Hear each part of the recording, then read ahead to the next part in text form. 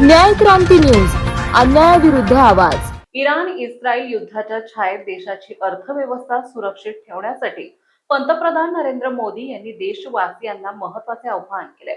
या आव्हानाला महाराष्ट्राचे मुख्यमंत्री देवेंद्र फडणवीस यांनीही जोरदार पाठिंबा दिला असून देशहितासाठी प्रत्येकाने साथ द्या असे आवाहन राज्यातील जनतेला केले आहे। पंतप्रधान मोदींचे 9 कडक निर्बंध।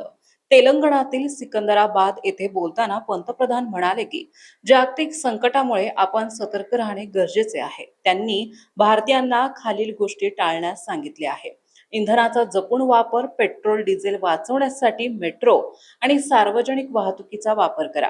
सोने खरेदीला ब्रेक, परकीय चलन वाचवण्यासाठी वर्षभर सोने खरेदी टाळा।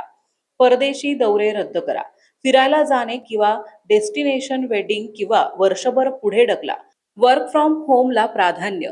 गरज नसल्यास घराबाहेर पडणे टाळून घरून काम करा। खाद्यतेलात कपात। आरोग्यासाठी आणि बचतीसाठी अन्नातील तेलाचा वापर कमी करा। इलेक्ट्रिक वाहनांचा वापर।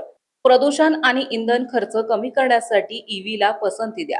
कार पुलिंग, खासगी गाडी वापरताना इतर प्रवाशांना सोबत घेऊन इंधन वाचवा। मुख्यमंत्री देवेंद्र फडणवीस यांचा महाराष्ट्राला संदेश।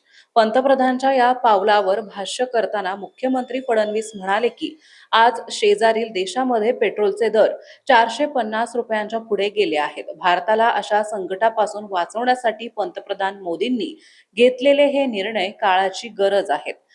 महाराष्ट्रातील जनतेने बचत आणि संयम बाळगून या मोहिमेत सहभागी व्हावे। प्रशांत काटे, संपादक, न्याय क्रांती न्यूज, पुणे। आपल्या परिसरातील बातम्या पाहण्यासाठी चॅनलला सबस्क्राइब करा, व्हिडिओला लाईक करा आणि बेल आयकॉन दाबायला विसरू नका।